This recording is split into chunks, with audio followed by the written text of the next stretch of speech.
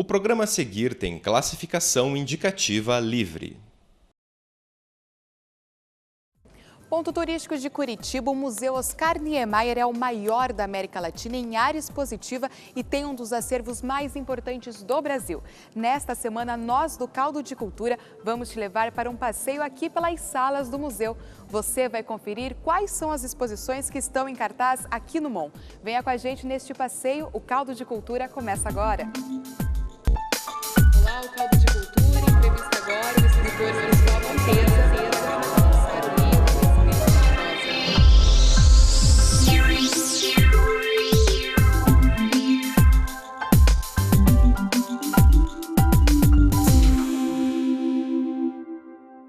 O Museu Oscar Niemeyer tem a maior área expositiva da América Latina. Anualmente, são cerca de 20 exposições que ficam em cartaz no MON. Neste ano, o museu bateu um recorde de público. Até setembro, mais de 280 mil pessoas visitaram o espaço. Um número maior do que a quantidade anual de público, que geralmente é de 220 mil visitantes. Mostras como a Magia de Escher, Violeta Franco e Múltiplo Leminski encantaram as pessoas que em massa vieram prestigiar as salas do MON. Mas os sucessos não pararam por aí. E nós estamos aqui no Olho, que é o salão principal do Museu Oscar Niemeyer, e a exposição que está em cartaz aqui é a Zero. Quem vai nos acompanhar por este passeio, aqui por essa exposição, é o Fabrício Nunes, professor de História da Arte da Embarque, que é a Escola de Belas Artes aqui do Paraná. Fabrício, o Grupo Zero, que grupo foi esse, na história da arte? O Grupo Zero foi muito mais uma associação entre artistas de diferentes países que se estabeleceu a partir de uma série de exposições.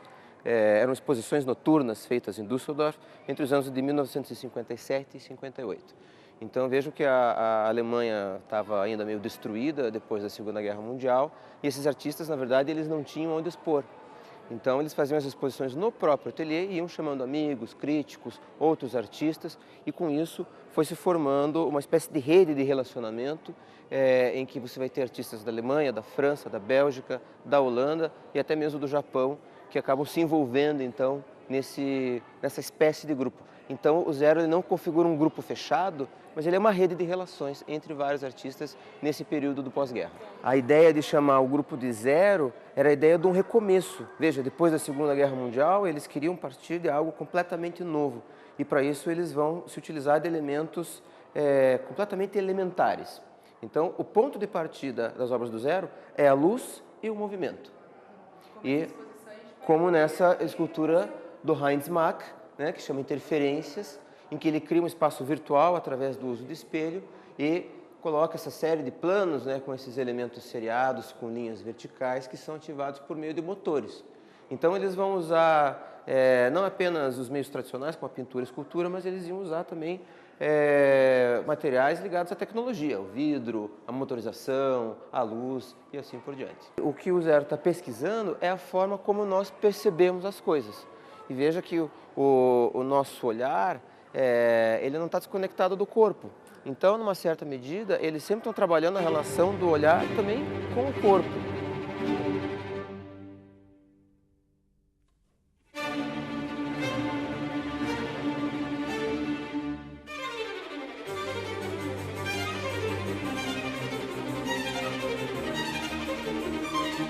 E aqui, como todo grupo, geralmente, quando ele propõe alguma coisa, acaba também querendo ou barrar ou então questionar algum conceito, alguma corrente anterior. Isso existiu? Existia. O que acontecia no período imediatamente anterior ao Zero? O grande estilo que domina mundialmente é o expressionismo abstrato, que na Europa era chamado de informal, cujo nome mais conhecido é o Jackson Pollock. Então, se a gente olhar as obras do Zero, a gente vai ver que a linguagem visual é completamente diferente. Eles vão trabalhar a geometria, a serialidade, a repetição, como é o caso, por exemplo, dessa obra do holandês Jan Schoonhoven, em que ele trabalha com elementos que ele retira do dia a dia, que são placas de papelão, cria essa grande superfície que é apenas ativada através dessas pequenas irregularidades que ele introduz no empilhamento desses elementos.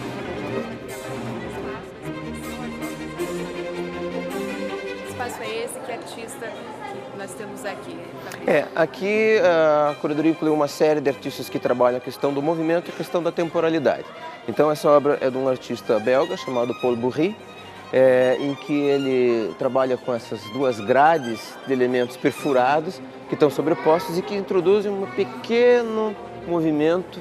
Então quando o espectador olha, aos poucos você vai tendo a impressão de que a forma não está bem no centro ou que o conjunto dele se move, né? Veja que ele está trabalhando com questão de figura e fundo, mais ou menos, né? E como isso se opera, como isso se transforma.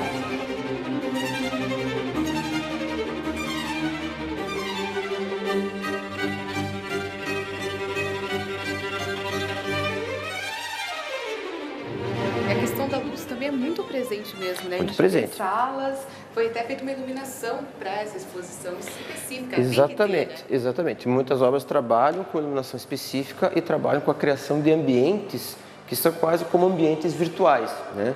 A gente tem um mundo agora totalmente escuro, praticamente. De quem que é essa obra? Essa obra é de um artista italiano chamado Gianni Colombo. O Gianni Colombo é um dos participantes do Grupo T, na Itália, e que atuou também junto com o pessoal do Grupo Zero, na Alemanha. E chama-se Espaço Elástico. E o que ele faz, né? Ele cria uma rede ortogonal, né, que define um espaço, mais ou menos como o espaço cartesiano, que é definido em termos de coordenadas x, y, z, que é a forma mais racional, né, de você explicar e de você conceber o espaço. Só que ele introduz, através da motorização, uma deformação nessa grade. Então, quando o espectador entra, há um sensor que aciona os motores que vão deformando, então, essa estrutura, que a princípio é uma estrutura mais regular que tem, né? Só que ela cria uma deformação.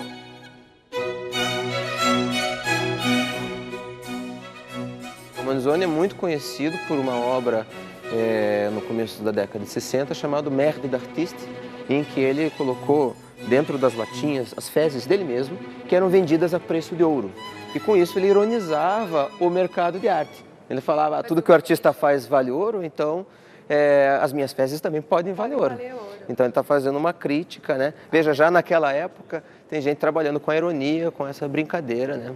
Com relação ao valor econômico da obra de arte. E essa obra aqui, né, que chamou a atenção de muitas pessoas, a gente viu que as crianças estavam aqui. Então, mais ou menos dentro da mesma lógica, ela chama Corpo d'aria, ou seja, corpo de ar, em que a obra consiste numa espécie de um kit que vem numa caixinha, em que tem o pedestal, o balão, um canudo e um mecanismo para que o comprador possa adquirir, então, esse corpo de ar e preencher esse balão com o seu próprio ar ou com o ar do artista. Então, quando ele comercializava essa obra, o comprador podia escolher se ele queria o ar do artista. Como o ar do artista era muito mais caro, como se o ar do artista fosse diferente de qualquer outra pessoa, né?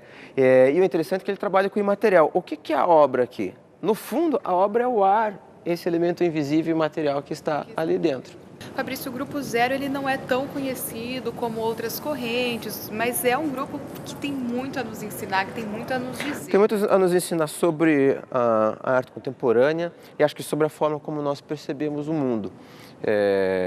Veja, nós percebemos o mundo com o corpo porque nós nos fazemos presentes no mundo. Essa presença é que ativa a nossa percepção. Então, eu acho que isso vale para a arte, como vale para a política, como vale para a vida em sociedade, para a ética e assim por diante. No próximo bloco, as mostras da Bienal Internacional de Curitiba que estão em cartaz aqui no MON e a Ideia Brasil. É daqui a pouco, não saia daí, o Caldo de Cultura volta já.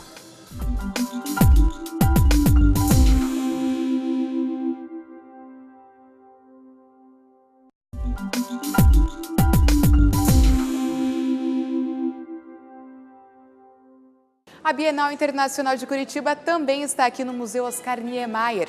As obras de 35 artistas do Brasil e do mundo estão expostas aqui. 4 salas do MON recebem as mostras da Bienal e você confere tudo isso agora. Uma infinidade de estilos, gêneros e obras fazem parte da Bienal Internacional de Curitiba. Nas salas do MON, o público pôde perceber a diversidade artística que é proposta pelo evento. Há fotografias como essas da artista Juliana Sten. a obras como as de Luiz Felipe Noé, argentino convidado de honra da Bienal. Noé é um dos artistas mais importantes dentro do desenvolvimento da história da arte na América Latina. Ele foi o criador da nova figuração.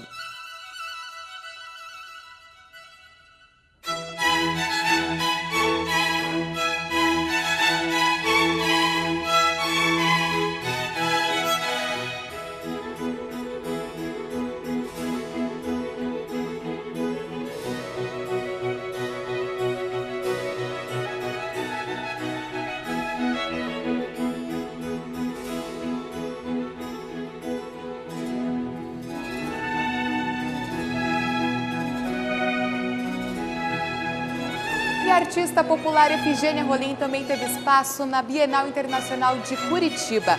As obras da Rainha do Papel estão expostas aqui nesta sala do MON. Mineira, radicada em Curitiba, Efigênia Rolim encanta, desafia e chama a atenção da arte contemporânea. Passeando pelas ruas do centro da capital paranaense, a senhora que aqui já passou por necessidades encontrou um papel de bala no chão. O reflexo do sol fez Efigênia achar que era ouro, mas ela se enganou. Poderia ter ficado triste, mas a alma de artista lhe deu outra reação. Teve a ideia de criar uma obra de arte. Desde então, papéis e outros materiais recicláveis se transformam nas mãos dela. Efigênia também escreve poesias. Foi na Feira do Poeta de Curitiba, que era realizada no Largo da Ordem, que ela conheceu parceiros como os artistas Kátia Horn e Hélio Leites. Sua carreira artística é conhecida no Brasil e no exterior. No ano passado, uma obra de Efigênia passou a fazer parte do acervo do Museu Oscar Niemeyer. A senhora acha que a sua obra ela acaba ajudando assim para preservar esse nosso planeta? Ou a senhora tem certeza disso? Com certeza, acho não. Achar é uma palavra banal, né? Uma palavra mentirosa, acho. Porque eu sei, tenho certeza, porque se você jogar tudo isso no rio ou numa valeta, tudo isso aqui, o que é que acontece? A água tem que voltar. Ou voltar ou revoltar, né? Ela vai revoltar porque jogar. Eu estou falando que isso aqui já... Ó, não quero mais que leva as obras do... Descobri hoje na minha oração. Jesus falou assim, ó. Lá no meu consciente, subconsciente, no meu coração. Se foi tão útil lá no salão, porque não pode ser útil aqui. Ela estava julgada, estava ali, depois... Quando eu ponho a mão na massa para trabalhar, que eu vou trabalhar, eu falo, ó, agora você não vai ser mais um papelzinho de bala, você não vai ser mais um potinho, você agora vai para a mão, ó, onde que ela foi? Elas foram para a loja Pé de Boi, no Rio de Janeiro, muito bem cuidadas. A minha primeira poesia foi assim, eu vestia a roupa, eu já nem tinha roupa reciclada ainda, mas eu pus um chapéuzinho na cabeça assim, com meu chapéu na cabeça é muito pouco. Espero que o mundo reconheça quais são loucos. Se eu fiz a minha roupa com tanto capricho, chamam de louca porque visto lixo. As crianças que me chamam de bruxinha, pobre sem defesa, que defende a natureza, então me chama de madrinha. É um pouquinho de loucura que está dentro de mim. Eu vou mostrar para as criaturas que a vida é sempre assim. Eu não tenho muita cultura para seguir esse caminho, mas nas minhas aventuras eu sei que não sou sozinha. Eu não sei para onde vou, ninguém sabe de onde eu vim, mas se Deus me convidou, eu fico até o fim. Pelas ruas isoladas, ninguém me conhecia, eu sentava nas calçadas, eu declamava poesia. Nem tudo que diz é verdade, mas pode ser verdade o que diz. A maior felicidade é saber ser feliz. Felicidade não é voar alto, mas ter onde pousar, que aqui estou. Essa é a palavra mais verdadeira do mundo. Felicidade não é voar alto, mas é ter onde pousar. Então o avião fala, felicidade não é voar alto, mas é ter onde pousar, né? Porque se não tiver onde pousar, minha filha... Então se eu estivesse voando, né? Se eu estivesse voando, ninguém estava aqui comigo, né? Então é que tem que continuar trabalhando. As obras de Efigênia e as outras que fazem parte da Mostra da Bienal ficam em cartaz no MON até o dia 1º de dezembro deste ano.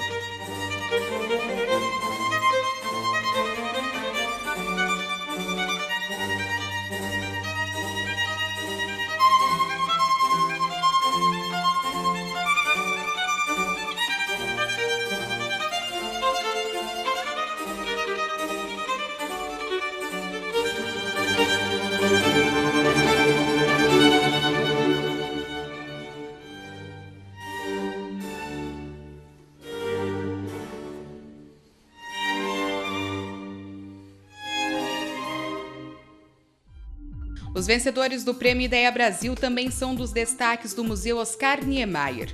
São os novos talentos do designer brasileiro expostos aqui. Geladeiras personalizadas, óculos feitos a partir da madeira, livros infantis. Foram mais de 400 projetos de todo o Brasil que concorreram ao prêmio, que é o mais importante do país na área do design.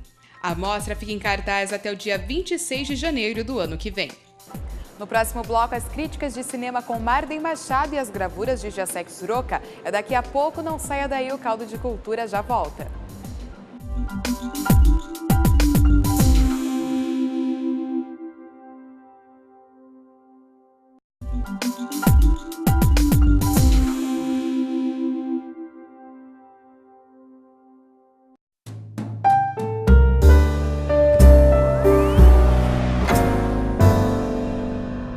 Como esse final de semana está fraco em termos de estreias nos cinemas, é melhor falarmos sobre alguns filmes importantes que completam neste ano de 2013 50 anos de seu lançamento.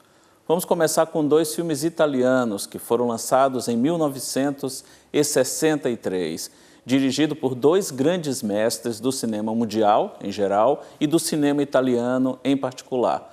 Luchino Visconti, que dirigiu O Leopardo, filme inspirado no romance de mesmo título, escrito por Giuseppe Tomasi de Lampedusa, que conta uma história que envolve questões sociais, questões aristocráticas até, e que mostra que por trás de uma grande festa existe sempre muitas outras questões envolvidas. O filme é estrelado pelo Burt Lancaster, tem um tom operístico até, era uma das características do Luchino Visconti, e é dele que vem uma frase famosa que é repetida bastante em diversas situações. A gente precisa mudar tudo para que as coisas continuem do mesmo jeito.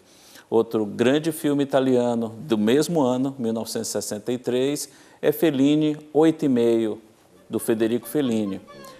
É uma história que acontece na carreira do Fellini no momento de grande trava criativa. O Fellini estava meio que sem saber o que fazer, numa espécie de bloqueio de criatividade, e desse bloqueio surge essa história que tem muito de biográfico, onde o Fellini discute justamente essa questão da criatividade a partir da personagem do Guido, que é um diretor, um alter ego do próprio Fellini, vivido pelo seu ator favorito, Marcello Mastroianni. E nessa história, esse diretor, desse bloqueio de criatividade, começa a relembrar coisas da sua vida, dos seus relacionamentos, e desse bloqueio criativo do próprio Fellini surge essa grande obra-prima. Muita gente pergunta por que o nome do filme é 8,5. É bem simples.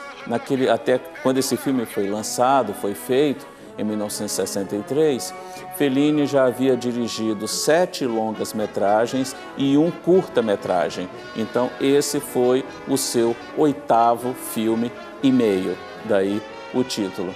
Então, assim como o Leopardo, o Fellini 8,5 também comemora 50 anos nesse ano de 2013. São duas obras fundamentais, importantíssimas dentro da história do cinema mundial. E fechando os outros dois filmes que comemoram também 50 anos esse ano, temos Os Pássaros, do Hitchcock, que é baseado no livro da Daphne du Maurier, a mesma que havia escrito o livro que gerou o primeiro filme americano do Hitchcock. Ele que era inglês e havia se mudado para os Estados Unidos no finalzinho dos anos 30. Essa autora é a mesma que escreveu o livro que deu origem a Rebecca, Uma Mulher Inesquecível, o primeiro filme americano do Hitchcock. Em Os Pássaros, ele utiliza tecnologia, ele cria uma tecnologia específica para mostrar um ataque de pássaros das mais diferentes espécies numa pequena cidade praiana, sem motivo aparente, nunca se explica direito a razão, mas esses pássaros, em bandos cada vez maiores, começam a atacar os moradores daquela pequena comunidade. Então, é um filme que assusta e é um filme que encanta ao mesmo tempo, algo que poucos conseguiam fazer tão bem como Hitchcock. E fechando a lista, temos o filme brasileiro Vidas Secas, dirigido em 1963 por Nelson Pereira dos Santos. Baseado no romance clássico de Graciliano Ramos, conta a história de uma família de retirantes da seca do Nordeste e toda a dificuldade da luta dessa família pela sobrevivência. Então, quem quiser conferir, essas 4 pérolas estão disponíveis nas boas locadoras da cidade. O Leopardo, de Luquino Visconti, Fellini, 8,5, de Federico Fellini, Vidas Secas, de Nelson Pereira dos Santos e Os Pássaros, de Alfred Hitchcock. Como não tem coisa boa, nova, entrando em cartaz no cinema, nada melhor do que recorrer a esses tesouros que estão perdidos nas locadoras. É isso.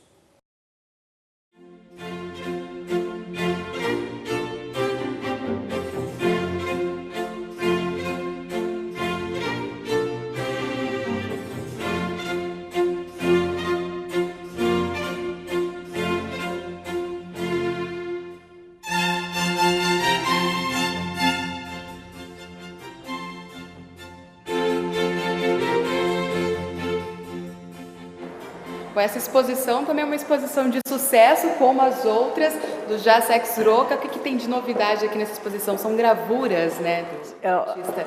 E de grandes portes. A gravura, por exemplo, ela tem uma cozinha, como nós chamamos, que é o fazer gravura, de bastante cuidado.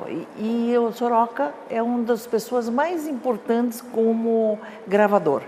Ele é polonês, já ganhou a Bienal de Varsóvia, e já expôs em Seul e em vários lugares no mundo. O interessante desse trabalho do Sroka é que, geralmente, o gravador ele tem uma tendência a trabalhar com preto e branco, e ele tem uma tendência à cor. São gravuras todas são coloridas, são muito coloridas e com senso de humor fantástico, é fantástico. Faz um humor assim de trazer figuras que não eram para estar aqui no trabalho dele, ele coloca no trabalho, como tem um trabalho aqui que a gente chama do Dom Quixote na cozinha. Então você vai perceber, por exemplo, que todos os trabalhos dele têm um sarcasmo com humor. E a cor é maravilhosa. Eu acho bacana também que elas são grandes assim, né? Geralmente também a gravura ela tende a ser um pouquinho menor, mas o tamanho das gravuras dele são maiores. Ele usa várias matrizes, várias chapas. Ele trabalha no bronze, geralmente, né? No bronze e no cobre. E com isso ele consegue uma perfeição no traço e no trabalho que de uma elegância e de uma fineza que só um gravador como ele consegue.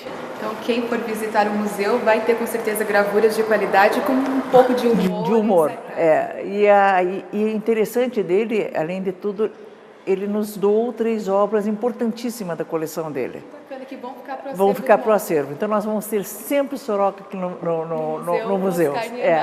São 3 obras ele doou para nós. Que bacana. E belíssimas obras. Que bom. Quais são as obras, só para... Eu gostaria de mostrar uma, essa dos pés, que até tem um título muito interessante, em casa de mau cheiro, ele prende todos os sapatos, todos os pés. Essa obra... E dá para sentir um pouco a característica dele. Obra, né? Esse humor que ele é um senhor que foi professor de duas professoras da universidade, que é a Bibi e a Dulce Uzinski. A Universidade Federal. São excelentes gravadoras e ele foi professor delas. E como foi professor de muitos e muitos outros grandes artistas do mundo. Inclusive a Dulce também é curadora dessa... A Dulce é curadora dessa obra. Essa outra obra também é uma doação, é um maiô vermelho, dentro de uma conversa entre os maçons. Então, ele, além de tecnicamente ser perfeito, a temática é muito interessante. Que bacana. Essas são uma das uma das características dele. E essas são uma das obras que vão ficar para o nosso acervo. Para o museu. O museu, como sempre, Sempre pessoas vindo visitar. Qual é a circulação de pessoas aqui no Museu Teca? Olha, por dia nós estamos com mais de 1.000 pessoas por dia. Visitando. E fim de semana a gente chega a 1.700 e conforme também a exposição. E esse ano também teve uma surpresa, né? Nós aumentamos 87% a nossa visitação. 87% só com diferença do ano passado, que já foi o recorde. Já bateu um recorde O ano passado de visitação e esse ano a gente aumentou 87% do ano passado. Então tá bom. E aí tem novas exposições aí para ver que você já pode adiantar para a gente? Até a Beatriz Miliazzi, né, e que vai ser uma exposição belíssima, coleção da Bienal da Pirelli e do MASP, de fotografia. E tem o Manuel Coelho, que é um artista e um arquiteto aqui do Paraná, que vai ser nessa sala. Olha, são tantos que... Dona Ida Hahnemann, uma artista paranaense, e vai ser assim, uma exposição atrás da outra. Cerca de 20 exposições por ano. É muita coisa. Que bom. Então. Nós vamos ter 6 exposições agora até o fim do ano. Que ótimo, então. Muito obrigada. Tá, eu que agradeço para vocês. Tá? Obrigada, viu? Bom, e nós terminamos mais um Caldo de Cultura. Se você quer rever este e outros programas, acesse o nosso site. A UFPR TV também está nas redes sociais. Tenha uma ótima semana e até a próxima.